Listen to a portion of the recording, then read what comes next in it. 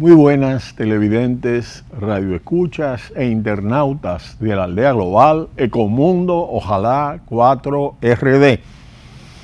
Hemos estado hablando sobre el cambio climático, el calentamiento global, a propósito de la COP25 que se celebra en Madrid, España. Hemos pasado revista a aspectos importantes y hemos comentado sobre el tema de los llamados negacionistas del cambio climático, que niegan la teoría del calentamiento global y desdeñan el consenso científico ampliamente alcanzado y conforman una amalgama que une a extremistas religiosos con ultraliberales, políticos, científicos, solitarios y grandes empresas. Brutal y extensa ola de frío podría batir todos los récords. ¿Qué le pasó al calentamiento global?, tuiteó Donald Trump el 22 de noviembre del año 2018. No era la primera vez que escribía tweets contra el cambio climático. Desde 2012 hasta 2015 publicó al menos 45. Pero cuando apareció, ese ya era presidente de Estados Unidos.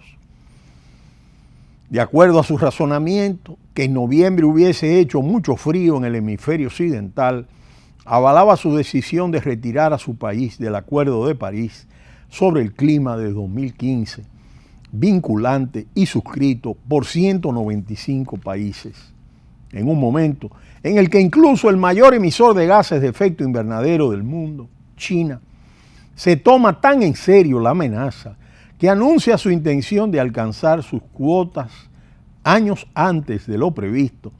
El presidente estadounidense se alinea con quienes la niegan.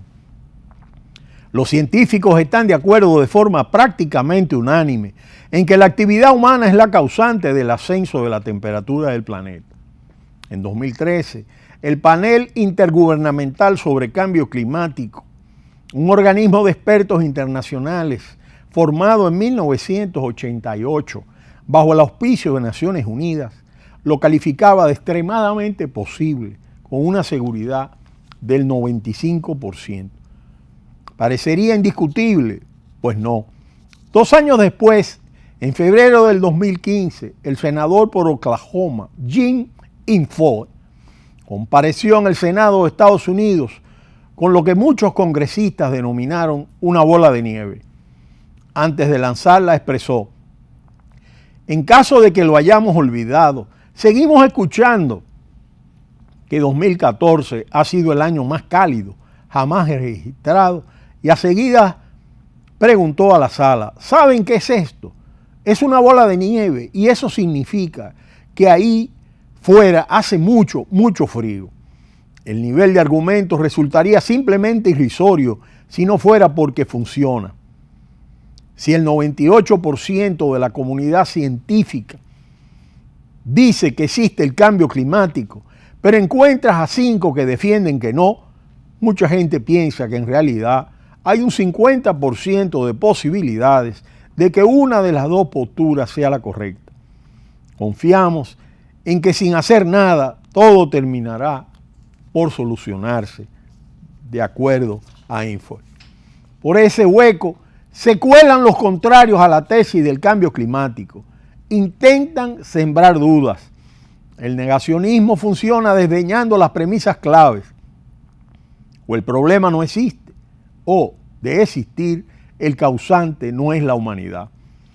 Pongamos el caso que sugiere el autor Neil Savage. Él no niega que las temperaturas hayan aumentado, pero sí su origen. El aumento de la actividad solar durante el siglo XX implica que más de la mitad del calentamiento debe atribuirse al sol, no a las emisiones humanas. Cuando la comunidad científica refutó su argumentación, su reacción fue: la ciencia no es una democracia. Pero por más que Savage considere que ciencia y política no se deben tocar, son políticos los que dan el sostén a teorías como la suya. El senador Jim Inhofe publicó un libro en 2012, la más grande de las falacias, cómo la conspiración del calentamiento global amenaza su futuro. Su explicación sostiene que Dios está todavía allí arriba. La arrogancia de la gente que piensa que nosotros, los seres humanos, podríamos cambiar el clima, me resulta indignante, dice Info. Él fue presidente de la Comisión de Medio Ambiente y Obras Públicas del Senado desde 2003 hasta 2007 y después de 2015 a 2017. Una etapa crítica en la hoja de ruta del cambio climático. Aprovechó este puesto para erigirse en portavoz del negacionismo. Declaró en la Cámara que el calentamiento global es un engaño. Invitó a desconocidos negacionistas a testificar en las audiencias del comité y difundió su punto de vista desde la web del organismo, que defiende evitar que los gobiernos regulen las emisiones de gases de efecto invernadero. El negacionismo del cambio climático, una amalgama que une a extremistas religiosos con ultraliberales, cargos públicos, científicos solitarios y grandes empresas con un aparato detrás. En muchos casos hay un trasfondo económico, pero en otros es meramente un rechazo ideológico. La declaración estaba haciendo la derecha radical europea ha abrazado el negacionismo más como parte de la batalla política que por principios. Para analistas y observadores, lo normal es que intenten no hablar siquiera de esta preocupación porque les parece una cosa de ecologistas, que son sus enemigos. Incluso la postura de estos partidos puede variar si interesa. Muchos consideran a estas corrientes ideológicas como tontos útiles de los verdaderos responsables del negacionismo, las grandes corporaciones que manejan las reservas de hidrocarburos. Para analistas y observadores, la industria energética fue la primera que empezó a generar informes alternativos al consenso científico. Exxon tenía informes sobre el cambio climático desde al menos julio de 1977, una década antes de que fuera de dominio público. Sabían qué pasaba y lo que ellos hacían solo podían empeorarlo. Por eso era importante que aquello no se supiera.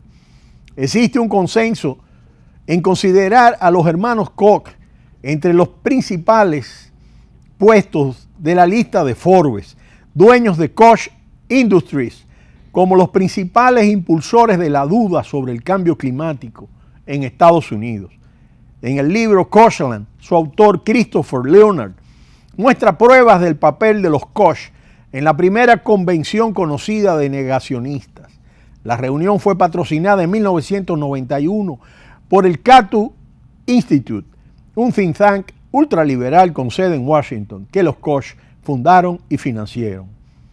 De acuerdo a Leonard, Charles Short y otros magnates de los combustibles fósiles pasaron a la acción precisamente en ese año, cuando el presidente George W. Bush anunció que apoyaría un tratado que limitase las emisiones de carbono, una amenaza para los beneficios de Koch Industries. En ese momento, 2001, Bush no era un caso atípico en el Partido Republicano. Al igual que los demócratas, los republicanos aceptaron en gran medida el consenso científico sobre el cambio climático. Según Kochland, la conferencia del 2001 se llamó Crisis Ambiental Global, Ciencia o Política. Entre los oradores se encontraba Richard Lindzen, profesor del MIT, quien sostuvo que había muy poca evidencia de que el cambio climático fuera catastrófico. Lindzen es un personaje contradictorio, un científico que hasta 2001 contribuyó a varios paneles del Grupo Intergubernamental de Cambio Climático, pero ya en los finales de los 90 empezó a expresar su punto de vista contrario a la teoría consensuada sobre el cambio climático. En 2017 envió una carta abierta al presidente estadounidense urgiéndolo a abandonar las decisiones que tome la ONU sobre el cambio climático porque esas teorías, sostenía, no están científicamente demostradas. La carta iba acompañada de una lista de 300 firmantes presentados como científicos, aunque el periódico británico The Guardian reveló que pocos de ellos tenían conocimientos específicos sobre el tema. También los científicos de Koch Industries repetían la tesis de la compañía, incluida la teoría de la conspiración. Las élites habrían inventado el engaño del calentamiento global como una forma de unir a los estadounidenses contra un enemigo común después de la Guerra Fría. Cortland demuestra que los Koch, para lograrlo, trabajaron para hacerse con el movimiento Tea Party y después con el propio Partido Republicano. En 2010, los lobistas de la compañía gastaron grandes cantidades de dinero para acabar con lo que se considera el único esfuerzo legislativo serio del Congreso de Estados Unidos para agravar la contaminación del carbono. La función de los lobbies energéticos es paralizar la acción gubernamental. Tienen influencia y recursos. Paralizar el debate es una labor que han abordado, pero que les resulta cada día más complicada. De acuerdo a una reciente encuesta, el 58% de los votantes republicanos de menos de 40 años se sienten preocupadas por el cambio climático. Incluso se empiezan a oír voces dentro del Pentágono que lo ven como un reto para la defensa nacional. En julio, el mismo presidente estadounidense cambió ligeramente de opinión en una de sus intervenciones públicas y aún evitando hablar de cambio climático, declaró su amor por la innovación medioambiental. La presión general es cada vez mayor y los negacionistas, aunque poderosos, cada día están más aislados.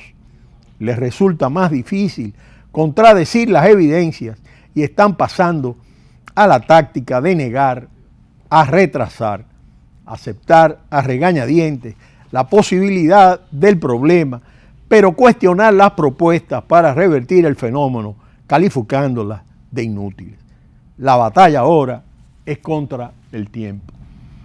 De manera que las tesis negacionistas realmente sostienen que no se debe a la acción del hombre el calentamiento global y prácticamente niegan la existencia de este fenómeno como un proceso que pueda ser reversible a través de la acción humana, que es quien está causando el calentamiento global. Si vemos el modelo de civilización industrial que ha acaecido en todas las etapas descritas, es sumamente claro que lo fundamental es continuar en la lucha y en la batalla a favor del cambio climático y cada vez más influir en el campo científico sobre estas corrientes negacionistas. Pero será hasta mañana cuando volveremos en Ecomundo, ojalá, 4RD.